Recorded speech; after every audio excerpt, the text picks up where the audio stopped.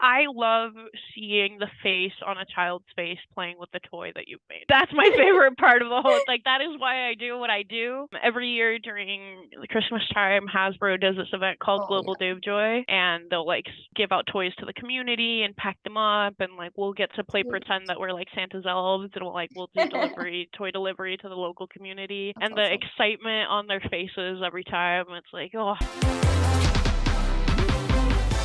Welcome to the Job Dictionary podcast. Today, I'm so excited to be interviewing Andrea Martin, who is going to be sharing what it is like to work as an associate project engineer for Hasbro as part of their product development team.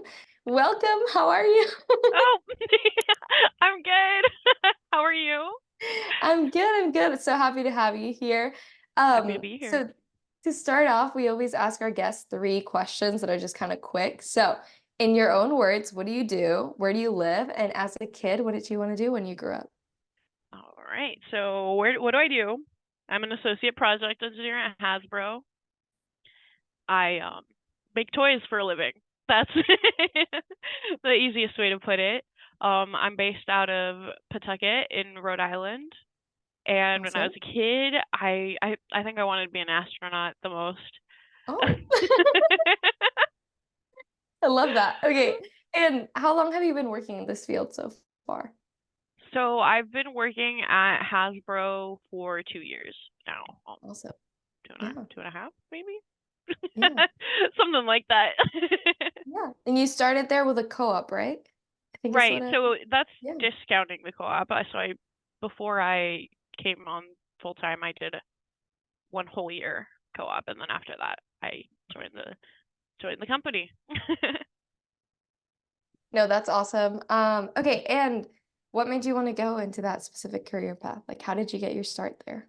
Oh my God. Yeah. So I got my background. So my bachelor's is in materials engineering. So that's a little bit my background. And at some point, I realized that I didn't want to be a lab rat, which felt like the most of, the most possibilities out there for a materials engineer. So I went to go get my master's, and I got my master's with a focus in product development. So I was applying to a bunch of roles, or a handful of roles, I should say, after my first semester to see what would happen for me. And I got an email kind of on a whim. I applied for the Hasbro co-op role, and I got an email saying that they wanted me to interview with the Play-Doh team, and I was so That's awesome. excited. I was like, "There's no way this is real." Yeah. And then it kind of went from there. Oh my gosh. No, I get that. I literally something I'll tell you about this later, but same thing happened. And I was like, what? I love when like opportunities like that come. It's really Right? fun. It's like, what the heck? That's so It's cool. kind of like it was kind of on a whim. I was like, "Oh, this sounds fun." Doop. And here I am many But years oh later. my gosh. Yeah. And so specifically, since you work in like the product development team, to work in a team of the sort, do you usually have to be an engineer? Like, do you need an engineering degree? Do you find that people have different types of degrees in there? Right, yeah. So our product development team is actually made of a bunch of different functions. So we're a very cross-functional team. So we have marketing partners, like project management Okay. partners, like did like traditional design, like people who went to art school kind of partners. Yeah. So there really is like a role for everyone within the project or within the product dev team. It just kind of depends on what angle you want to come at it through. Yeah. No, that's awesome. And are there like different types of like names, job titles for like your specific position or any of the sort that you would want to share? Just curious. Sometimes like different job titles have like the same name or do the same Yeah, thing. So, right. Yeah. So I mean, our titles here at Hasbro are project engineers. We have on our side on we have our counterparts in Asia. They're product engineers.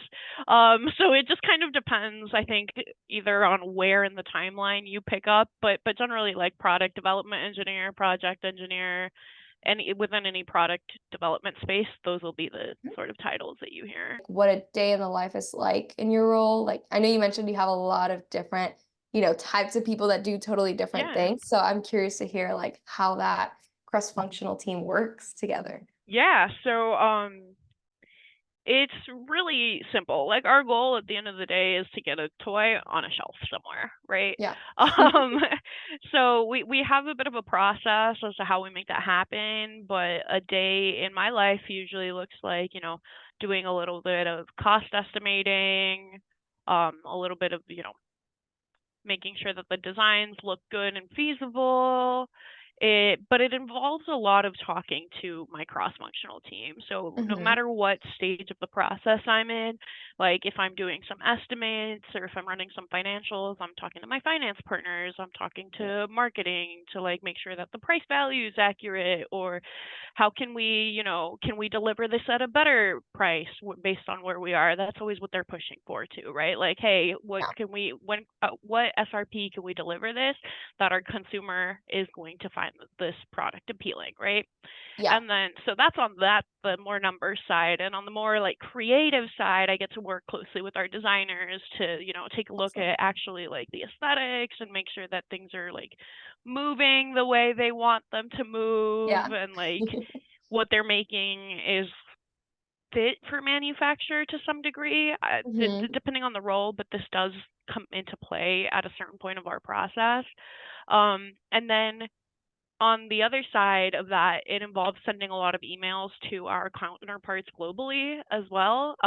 We have some other engineers located at our vendors, so if there's anything that's happening and on the manufacturing side that we should be aware of, we're constantly communicating back and forth to make sure that we're putting the best possible product out there. Yeah. No, that's amazing. And like when we talk about start and end time, would you say that you have like a 9 to 5 that sticks to that 9 to 5, or would you say that it takes time outside of like that work office hours? Or, do you work remote? Do you work in office? Could you share a bit about that? Yeah, so at Hasbro we work on a hybrid schedule, and that's really depending on business need and your team.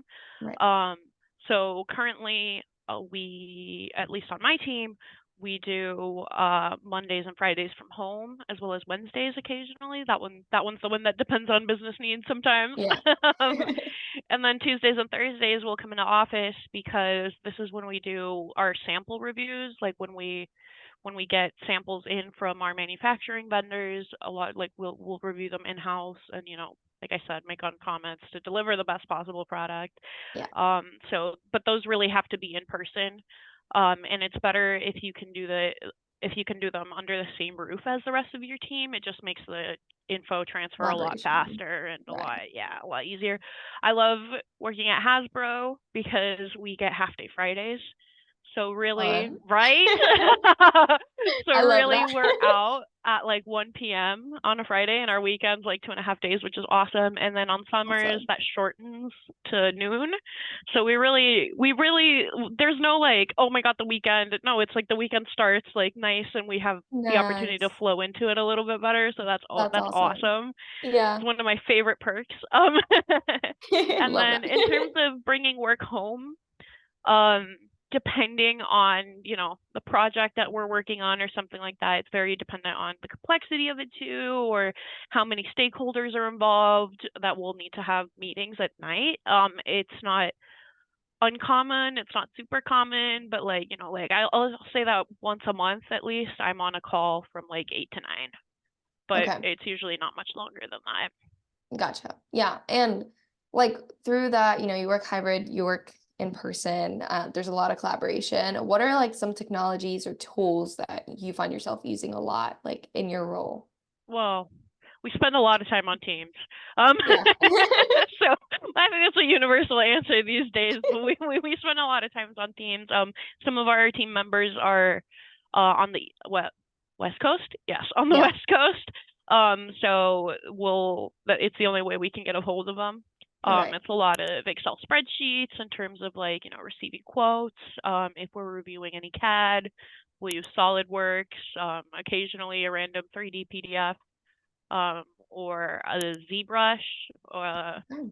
a Mesh Lab. Those are sculpting softwares that usually Okay. we don't often use ourselves as engineers, but we do Okay. use them like in conjunction with our sculptors to like Sure. review and make sure that everything like Yeah.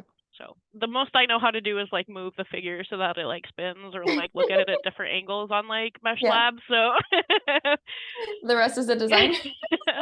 right, exactly. I was like, the rest is up to them. Yeah. No, that makes sense. And Andrea, what do you think is like the most exciting or interesting part about this job for you? I love seeing the face on a child's face playing with the toy that you've made. That's Sweet. that's my favorite part of the whole. Like, that is why I do what I do. Every year during the Christmas time, Hasbro does this event called Oh Global yeah. Dave Joy.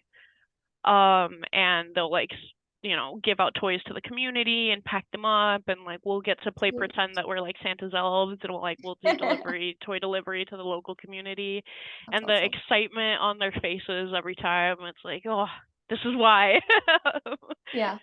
So. No, I love that. Is there anything that you find like challenging? I'm not gonna assume nothing is really boring about it since you definitely like you work at Hasbro, you know what I We're mean? playing with toys, It's it's toys, the best right. job in the world, in my Yeah, but opinion. is there anything exactly. It's like, is there anything that's like harder or like more challenging, maybe like earlier on when you started working?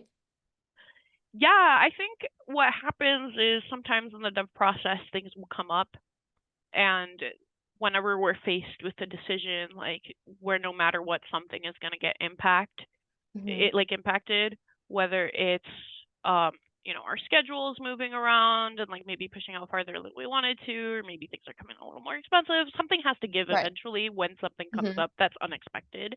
Yeah. And really driving towards that decision, I think, can be challenging, just kind of personally on an emotional level, like trying to, Yeah. because like at the end of the day, everyone understands that we're trying to make the best toy possible with what we can. Um, but it's getting all the right people in the room and driving towards that decision, I think, can sometimes be the hardest part. Yeah. No, that makes sense. And okay, you literally just told me about this like Christmas time, really fun time. Is that also the busiest season of the year, or is there a different time of year when it's actually really busy? Surprisingly enough, our Christmas season is not super busy at all. Okay. um which is crazy to think about, Santa's right? It's like workshop we is make not working. toys. The Santa's workshop takes the week between Christmas and New Year's off, like right. But no, and the reason for that is because we work on it, Okay, so there's a lot that's of awesome. time that happens during the dev Yeah. process, so I find that it comes with like peaks and lulls. Okay. um and it just depends on what's happening overseas and what our vendors are doing, and kind of like Right. every once in a while they'll ramp up and everything will hit at once, and then other times they're on vacation for like a couple Yeah. weeks, like maybe it's Chinese New Year and we don't see anything for a while on our side, Right. right? So Yeah. So it just depends on like that overseas aspect of it and like whatever's and going on. right, exactly, and since these cycles are so long, like there's definitely room for it to have, Yeah. like, we have our vacations too, and so Yeah. we're not chiseling away at it the whole time. And Yeah. I think the 2 year long dev process really Really allows helps. us to. What? That's awesome. And that's like on top of like your vacation, like not even Yeah, so that's one of the company, like the whole company's off, that's and awesome. it's a little, since the company's focused on working on toys, family is Right. a very big priority for everyone, so Yeah. it's like the holidays tend to be a special time for everyone, so it Yeah. just gives everyone time to, clear their heads, spend time with Yeah. those they love, and then come back in January really ready to hit the ground running. Yeah. No, I love to hear that. I have yet to interview anyone who has said anything like that. Oh, no So way. love to hear that about Hasbro. Props to them. Okay. Now, Andrea, is there anything that people like ever underestimate about, being in like that product development team, like as a project engineer? What would you say? I think a lot of people tend to underestimate the value of organization and really being able to communicate clearly cross functionally. Yeah. Like, a lot of the times people think, oh, engineer, they're sitting there, they're making their little models, they don't really talk to anyone. That's not it. Like, Yeah. like we need to make sure that things are happening on time and that we're constantly talking to the right people, because if something comes up and the decision isn't made, then all of a sudden, things change, and Right. that's always what we want to avoid. Yeah. So that I think that's the most underestimated part of the job, hands down. Yeah. And what about something that people overestimate about the job? The amount of actual That was design quick. engineering that goes into our jobs at Okay. Hasbro personally, as a project engineer, Hmm. we're not necessarily looking at like we have other counterparts that do this, but a lot of the times we'll see people like try to come into the company as a co-op and be like, "Oh, I'm so excited for the design engineering aspect of this job." But as a project engineer, we don't do as much of that as our design engineers would. It's a different Gotcha. function. Yeah. Yeah. So a lot of the times, I think that's what we'll see most often. And when someone's applying for the role, it's like, I really want to work on the design, and we're like, okay, but like But that's a different role. you're like, well, wrong job. Right. Like there's aspects of that, yes. Yeah. Like it's not entirely not there, but we have a whole different guy working on this. Yeah. Like, Yeah. And okay, so just curious, like I'm gonna make this question kind of more general because yeah, obviously if you're going to be in the product development, project engineering job, you have to come from an engineering background. But if you want to work in like this team, you mentioned is like very cross-functional, like and there's a yeah. lot of different areas. Could you share like what are those like non-traditional or even just like all the different backgrounds that can get their foot in the door at like a company just like Hasbro? Oh, absolutely. And there's, like I said, it just kind of depends on the lens. Like we have so many toy designers that come from fine art, like backgrounds, from Yeah. like I don't know, your traditional like um illustration as well. So those are like some of our design partners that I'm familiar with. As an Mhm. engineer, actually there are a lot of non-traditional paths you can take to get Really? here. And I have heard a lot of stories at Hasbro of people who have a little bit of that non-traditional background coming in. It's easier if you have like a standard mechanical engineering Right. background. Mhm. I myself have a materials engineering Right. background, so I'm not your typical project engineer at Hasbro either. Um, but we've had engineers come from industrial design backgrounds. We've Okay. had like engineers come up through our model making shop that Mm. started as draftsmen and then really learned the skills of the engineering trade and kind of came into the project engineering space. So there's a lot of, I want to say maybe, yeah, it's not the most common anymore. I will Mhm. say it used to be a lot more common for people to come up non-traditionally. Right. But there is an avenue for that. Okay. That's good to hear. That's good to know. And what is something you would say people have to be really good at or that people have to like doing to be good at this specific job? I think you have to have fun. And I think you have to. I genuinely mean that. Like, That's good. there's people like I feel like you have to be good at having fun, um, Good, good, because good. there's definitely people that are a little bit more stick in the mud, a little bit more Right. square. So it's not your traditional engineering job in that sense. Like, That's awesome. it's a very much a job that requires that creative thinking as well, and trying to see where we can draw different like I Yeah. don't know solutions from. Hmm. So Like being thinking able to outside the look box. right, and so Okay. being able to look at it from a different lens and being able to have fun while doing it, I think is super important because the having fun aspect of it also really helps with the cross functionality of it all. Right. Yeah. Yeah. No, makes sense. And I know you've been in the industry for somewhere around 2 years, so if not a little bit more, Yeah. but do you feel like I know it's kind of early still, but do you feel like you're really good at your job, or do you think there's a specific timeline that people go through before they feel like they're really good at their job? Let me know if that makes sense. Yeah. So I think it's really easy to pick up the basics of the job. Awesome. Um, that being said, every Hasbro engineer's journey is a little bit different. So it's really the intricacies of the job that take a little bit longer to learn. So like I Right. want to say people stay at Hasbro at an entry level for at least 3 years before Okay. moving on because there's that it's the it's the really the little things that take a little Yeah, bit longer to pick up on. makes sense. No. And since you're starting to touch on that right there and then, could you talk a little bit about that, like, typical promotion path for, your role specifically from, like, Right. entry level to the Yeah. highest you can hold?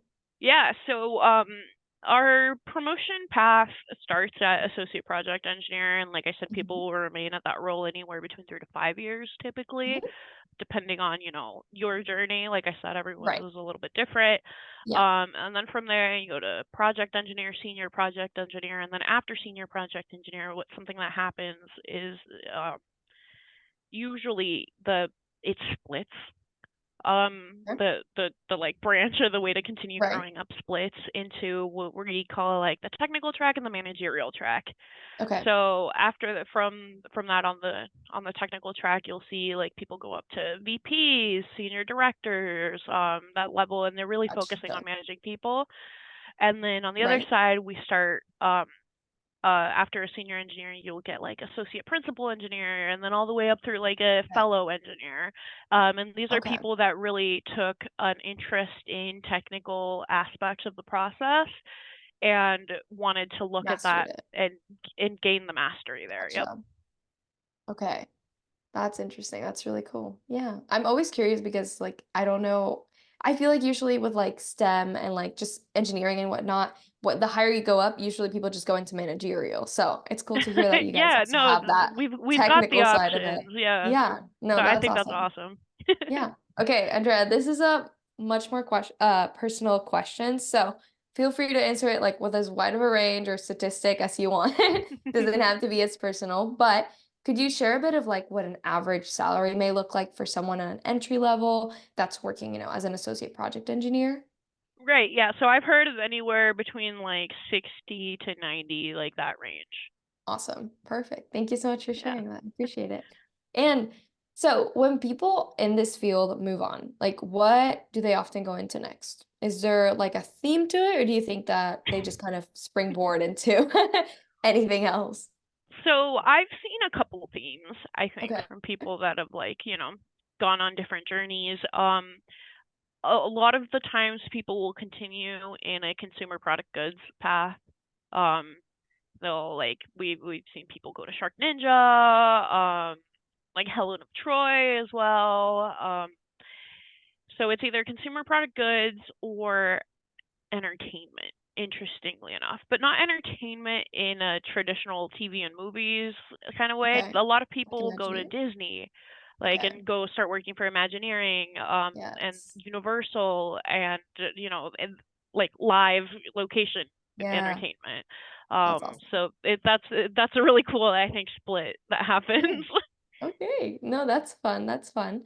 Okay. And are there like any resources, programs, certifications, like books, any of the sort that you would share that you think have been like helpful in your journey, but that it might help other people who are wanting to get into this profession? That's an interesting question that I don't know that I have an answer to.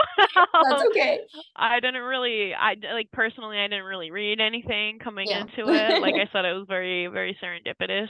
Yeah. But I do think that there's some certifications that bring value, Okay. like getting a lean certification kind of exposes you to a different mindset way of thinking that can really help Okay. through the dev process, I think. And then we have project managers on our team, but getting like a PMP certificate at some Mm-hmm. point would probably also be beneficial, so you learn some of more of those aspects as well to No. be able to keep the balance of, Yeah. you know yeah, Between the different people and project and management. between all of your Yeah. stakeholders, I think is the way they would put it. Exactly. That's exactly what they would put in the little And then, okay, we're actually reaching like the end of the interview. That went by so quick. You are so good at like Oh, giving great answers. So, could you tell me like what is something you would tell your younger self when you were at the very beginning of your career? man, I started like the very first job that I had in the US was an internship in mining. Oh, Um, wow. so it's a completely different experience and it's a Yeah. completely different environment. The people are a lot more rugged there. There's a lot more culture of get Right. your hands dirty. Right. Um, and if I could talk to that person at that time and tell them that I'm like making toys, one, I don't think she'd believe me.